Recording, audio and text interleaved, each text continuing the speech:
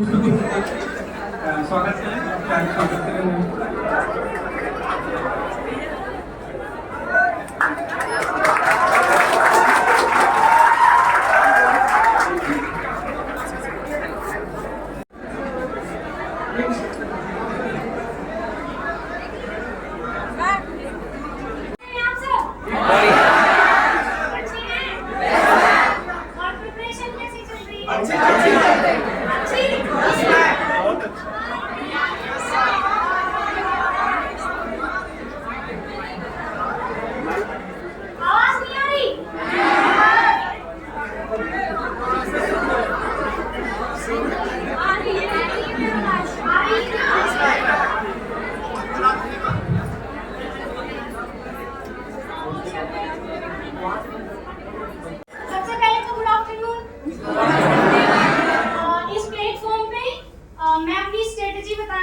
आप सबको मतलब एज ए एस्पायरेंट मुझे जैसा लगता था उस टाइम कि मुझे पता होना चाहिए या मेरे जो डाउट्स थे, तो पहले जो मुझे लगता है कि आपको पता होना चाहिए मेरी मतलब स्ट्रेटजी के बारे में या जो जरूरी है वो मैं बता दूंगी।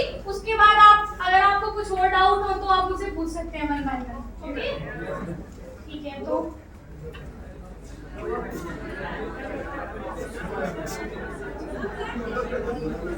ठीक है, तो कुछ मतलब ऐसे की पॉइंट्स हैं जो मैं शुरुआत में बता दूंगी।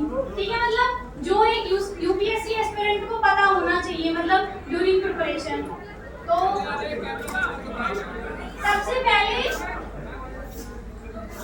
देखिए सिलेबस, मतलब मैंने जो टॉपर से सीखा, मतलब जो मेरे को लगता था कि शायद मुझे उनसे सीखने को मिला, तो अगर आपको मेरे से कुछ भी अगर सीखने को मिलता है तो वो मेरे लिए तो खुशी की बात है। आपकी सफलता में अगर मेरा कुछ थोड़ा बहुत योगदान हो जाए, लेकिन बातें देखिए वही सारी सेम है। सर ने अभी क्वेश्चंस भी दिखाए बच्चों के जो भी आपने पूछ रखे थे, तो इसमें भी मुझे वही लगा सारा कि कैसे तैयारी करनी है, प्रीलिम्स की कैसे करनी है, अगर एक बार प्रीलिम्स ना हो तो फिर कैसे करना है। तो देखिए वही सारी बातें जो मैंने जयपुर के सेमिनार में बताई हैं या और कई चैनल पे बताई हैं। लेकिन आपके अगर कुछ स्पेसिफिक हैं कि कुछ ये डाउट मैं उस टाइम नहीं बता पाई, तो वो आप पूछ सकते हैं। Previous year questions, revision, sources सारे वही हैं।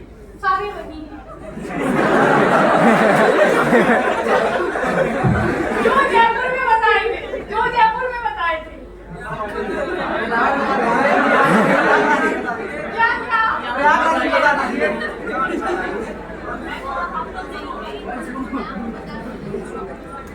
कोई बात है। आप मुझसे मेहनत करवाना चाह रहे हैं।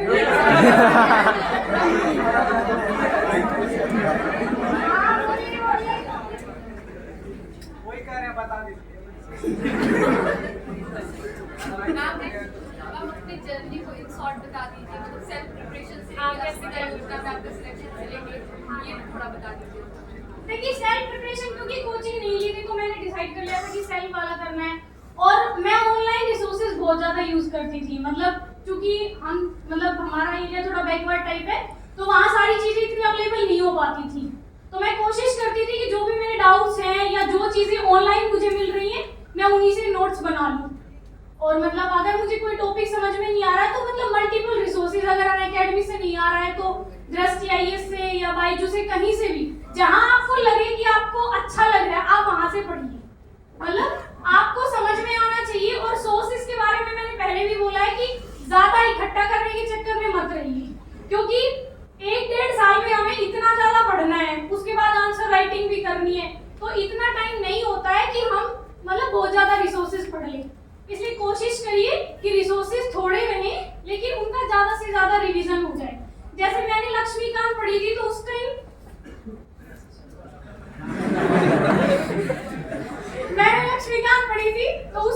बहुत बार मतलब मैंने रिवीजन किया था, कम से कम 11-12 बार तो लक्ष्मीकांत मैंने पढ़ी थी। इवन मुझे याद हो गया था कि उस टाइम कौन से टॉपिक मतलब कौन सा चैप्टर का क्या नाम है और किसमें क्या क्या लिखा हुआ है किस पेज पे। तो मतलब इतनी बार आप उसको रिवाइज करिए कि मतलब अगर प्रीलिम्स में कोई भी कैसा भी क्वेश्चन यूपीएससी घुमा फिरा के पूछ रही है तो आप अच्छे से अटेंड कर ले जाएं, ठीक है। और प्रीलिम्स से घबराना नहीं है, मतलब ऐसा नहीं है, क्योंकि मुझे ऐसा लगता है प्रीलिम्स में अगर आप मेंटली एक्टिव और स्टेबल हैं तो प्रीलिम्स अगर आपने अच्छे से मेहनत की, ईमानदारी से पढ़ा है तो शायद हो जाएगा। कोई उसमें मतलब हो जाएगा, शायद नहीं हो ही जाएगा। ठीक है, हमारा तो हो गया।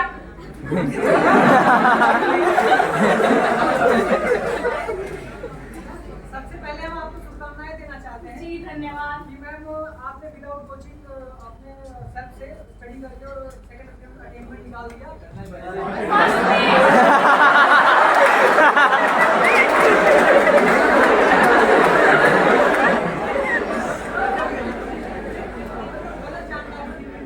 अच्छा, गलत जानकारी मिल रही थी आपको। थोड़ा सीसैट के बारे में बताइए कि मतलब सेल्फ से सीसैट कैसे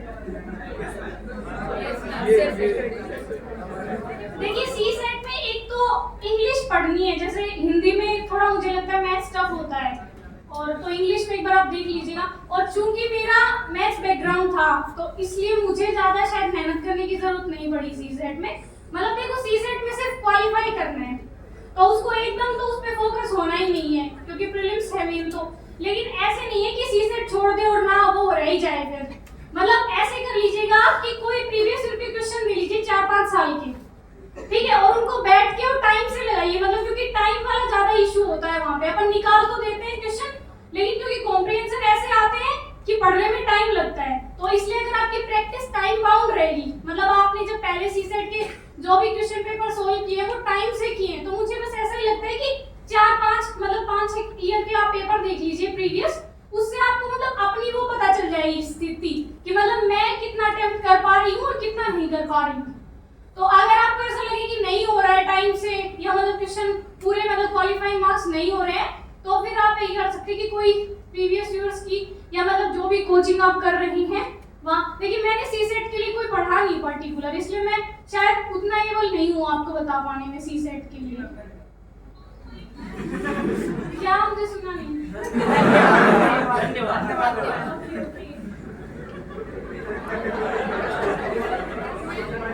करंट अफेयर के बारे में बता दीजिए मैम। करंट अफेयर एक सेकंड,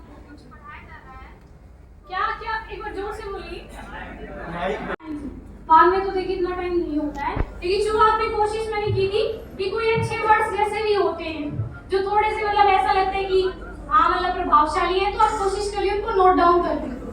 तो न्यूज़पेपर से या मैगजीन से या जहाँ से भी आपको अच्छे वर्ड मिले आप नोट डाउन कर लीजिए उनको और फिर यूज करिए उनमें। मैम 23 में एग्जाम देना है, 23 में एग्जाम देना है, तो रिवीजन आप एक दिन में मल्टीपल सब्जेक्ट का रिवीजन कैसे करते थे?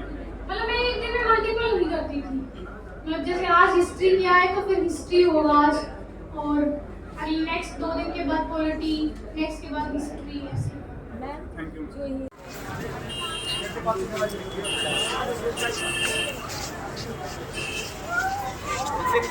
आगे आगे बढ़िए, साइड हो जाए।